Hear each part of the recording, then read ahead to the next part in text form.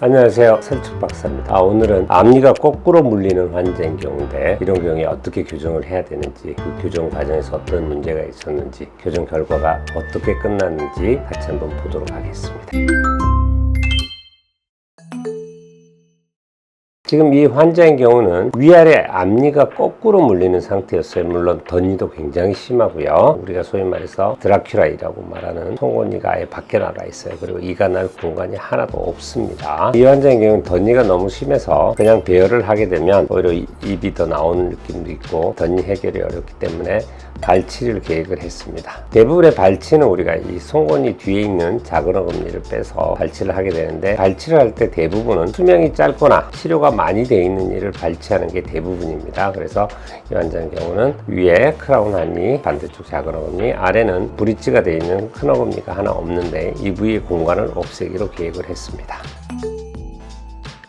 이 환자의 경우는 장치를 위에를 먼저 붙였어요. 왜냐면 위아래 앞니가 거꾸로 물리기 때문에 처음에 아래를 붙이면 위에 앞니랑 아래 장치가 서로 맞물리게 되죠. 그래서 위에 장치를 붙였는데 한 달 후에 아래에 장치를 붙이게 됩니다. 처음에 위에 장치를 붙였을 때 보시면 발치를 하고요. 덧니를 빼기 위해서 약한 고무줄로서 이 공간을 만들고 있어요. 아래는 아직 장치를 붙이지 않았는데 이 아래 앞니랑 위에 장치가 부딪히는 데가 있고 이 덧니가 해결이 되지 않기 때문에 이 공간을 만들기 위해서 어금니를 살짝 높였어요. 이렇게 바이트 레이징이라고 하는 건데 약간 파란색으로 보이시죠? 임시적인 레진 종류의 걸로서 바이트를 높입니다. 그래서 앞니가 거꾸로 물리는 게 끝이 물리게 되죠. 그리고 나서 이 발치 공간이 좁아지면서 이들의 덧니가 줄어드는 게 보입니다. 3, 4개월이 지난 다음에 조금 배열이 된 상태에서 아랫니에 장치를 붙였습니다. 그리고 나서 위아래 같이 배열을 하기 시작합니다. 중간에 위에 입 천장에 지나가는 이 두꺼운 철사가 보이는데 이 철사는 위에 어금니 폭이 좁아서 이 폭을 넓히기 위해서 넣는 장치예요. 그리고 아래는 처음에 철사를 넣어서 이 배열한 게 보이시죠. 그리고 이 송곳니가 나올 공간을 더 만들기 위해서 이 사이에 스프링이라는 걸 넣어요. 그래서 확장을 시키죠. 그러면 앞니는 앞으로 가고 어금니는 뒤로 오죠. 그리고 나서 송곳니가 나올 공간이 만들어집니다. 교정 자체는 처음에는 아주 가는 철사,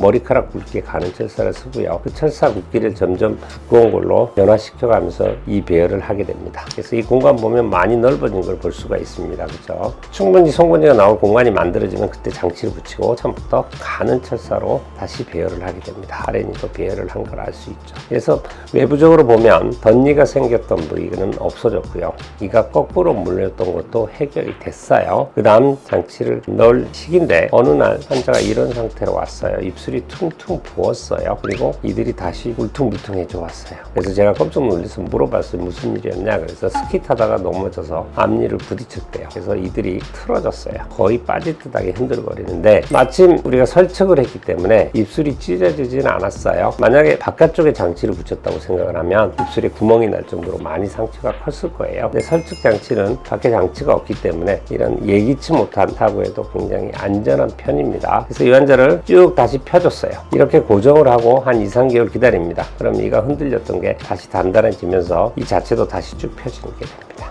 그리고 나서 이들이 완전히 펴지면 이제 앞니를 뒤로 당겨서 돌출을 없애는 과정이에요. 이가 거꾸로 물려서 아래턱이 나온 느낌이 있지만은 그래도 돌출 자체도 있기 때문에 돌출도 없애기 위해서 발치를 한 거예요. 조금 더 많은 양을 뒤로 보내기 위해서 교정용 스크류라고 하는데 입 천장에 심어서 씁니다. 그래서 치아가 거의 다 이제 교정이 다 돼간 상태에서 마지막에 마무리를 하고 있어요. 이 뒤에는 어금니를 앞으로 당겨왔기 때문에 공간이 남아서 위에 어금니랑 씹히는 이가 없기 때문에 임시 치아를 만들어서 같이 씹히는 거에 교합에 투입을 시키고 있습니다.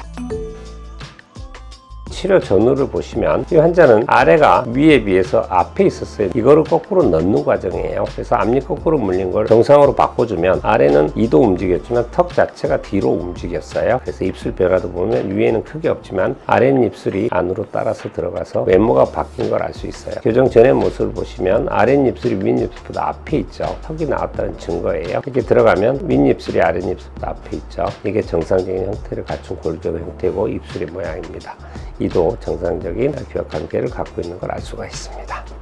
상급 부정교합이라고 합니다. 앞니가 거꾸로 물리신 분들은 앞니 거꾸로 물리는 거를 내가 해소만 해주면 아래턱이 생각보다 뒤로 많이 들어와요. 그리고 개선되는 양 자체가 마치 거의 정상적인 골격을 갖고 있는 사람처럼 변할 확률이 높기 때문에 가능하시면 앞니 거꾸로 물렸을 때는 수술보다는 교정만으로 치료가 가능한 경우가 많기 때문에 여기에 대해서 정확하게 진단을 받으시고 치료 계획을 잡는 게 복잡한 수술 없이도 치료할 수 있기 때문에 가벼운 마음으로 교정을 할 수 있지 않을까 생각을 합니다.